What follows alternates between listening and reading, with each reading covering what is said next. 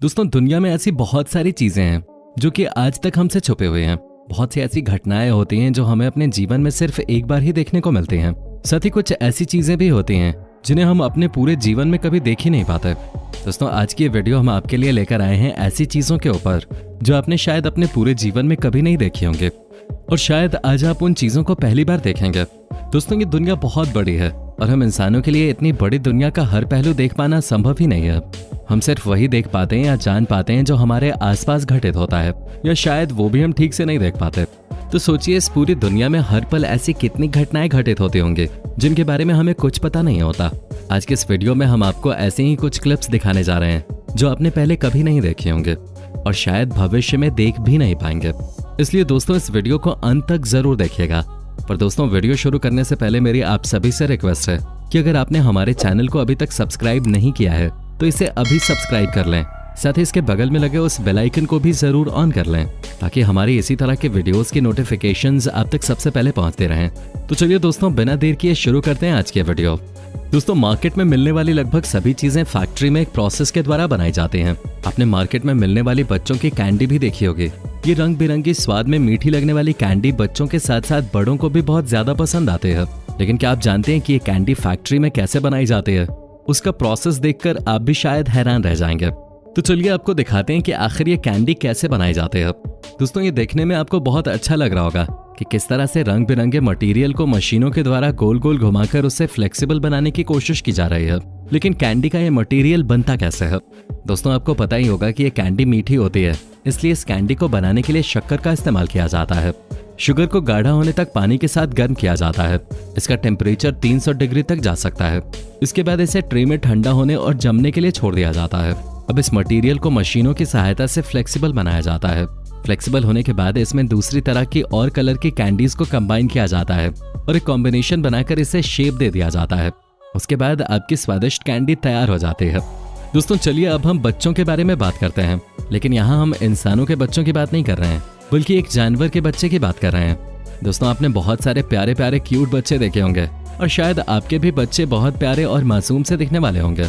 लेकिन आज हम आपको एक ऐसे जानवर के बच्चे दिखाने जा रहे हैं जिसे देखने के बाद आपको भरोसा ही नहीं होगा कि ये बड़े होकर खतरनाक हो जाते हैं। जी हाँ दोस्तों, हम बात कर रहे हैं हेजहॉग के बच्चों की। इस जानवर के बच्चे पैदा होने पे इतने प्यारे दिखते हैं जिन्हें देख के किसी को भी इन पर प्यार आ सकता है। लेकिन इन बच्चों के साथ ही हम आपको ये भी दिखाते हैं कि जब ये बच्चे बड़े हो जाते हैं तब ये कैसे दिखते हैं। बड़े हेजहॉग की बात करें तो आप उसके आसपास भी फटकना नहीं चाहेंगे, क्योंकि इस जानवर के ऊपर जिस तरह से बड़े बड़े कांटे लगे होते हैं उन कांटों का मुकाबला करना कोई नहीं चाहेगा। इस जानवर के बच्चे पैदा होने के साथ ही अपने शरीर के ऊपर कांटे लेकर आते हैं, लेकिन ये कांटे बहुत मुलायम होते हैं जो किसी को नुकसान नहीं पहुंचा सकते। जैसे जैसे ये बच्चे बड़े होते जाते हैं इनके कांटे भी सख्त और कठोर होते जाते हैं। ये जानवर कैलिफोर्निया के साथ साथ न्यूयॉर्क और वॉशिंगटन में भी देखने को मिलते हैं। इन प्यारे बच्चों को देखकर कोई भी नहीं कह पाएगा कि ये बड़े होकर इतने खतरनाक हो जाते होंगे। दोस्तों, आपने बहुत बार पहाड़ों पर बैठकर आसमान, सूरज, चांद और तारों को निहारा होगा। आप में से बहुत से लोग ऐसी जगह भी घूमने गए होंगे जहां पर पहुंचकर आप बादलों को हाथ लगा सकते हैं।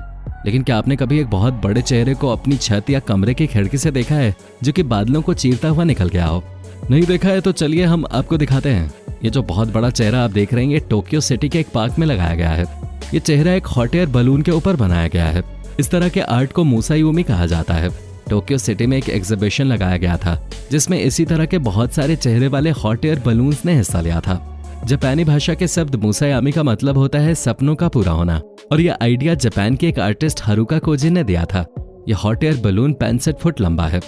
दोस्तों, आप में से बहुत से लोग खाना बनाने के शौकीन होंगे और हम लोग खाना बनाने के लिए गैस का इस्तेमाल करते हैं, या फिर आसान भाषा में कहूँ तो खाना बनाने के लिए आग का इस्तेमाल किया जाता है। लेकिन अब जिस चीज के बारे में हम आपको बताने वाले हैं उसे देखकर आप कहेंगे कि हम क्यों गैस सिलेंडर खरीदने के लिए इतने पैसे बर्बाद करते हैं। दोस्तों, आप वीडियो में देख सकते हैं कैसे ये व्यक्ति कुकिंग पैन लेकर बाहर धूप में बैठा हुआ है और उसके हाथ में एक अंडा भी है। अब आप लोग ये तो समझ ही गए होंगे कि ये ऑमलेट बनाने की तैयारी कर रहा है, लेकिन इसके आसपास न तो हमें कोई गैस सिलेंडर नजर आ रहा है, नहीं कोई आग जैसा कोई साधन। फिर ये ऑमलेट कैसे बनाएगा? ब्रिटिश कोलंबिया की यह घटना आपको थोड़ा हैरान करेगी, क्योंकि ये आदमी ऑमलेट बनाने के लिए किसी और चीज का नहीं बल्कि सूरज का इस्तेमाल कर रहा है। अब हुआ यूं कि इस व्यक्ति ने फ्राइंग पैन को बाहर गार्डन में धूप में छोड़ दिया और कुछ देर बाद इसने बाहर आकर इस गर्म फ्राइंग पैन पर जब अंडे को तोड़कर डाला तब कुछ ही मिनटों में अंडा ऑमलेट में बदल गया। सूरज की गर्मी की वजह से फ्राइंग पैन इतना गर्म हो गया था जितना कि गैस सिलेंडर की तपन से होता है, और आसानी से उसमें ऑमलेट बन गया। चलिए दोस्तों, अब कमेंट बॉक्स में आप बताइए कि आप में से कितने लोग इस ट्रिक से अपना ऑमलेट बनाने वाले हैं।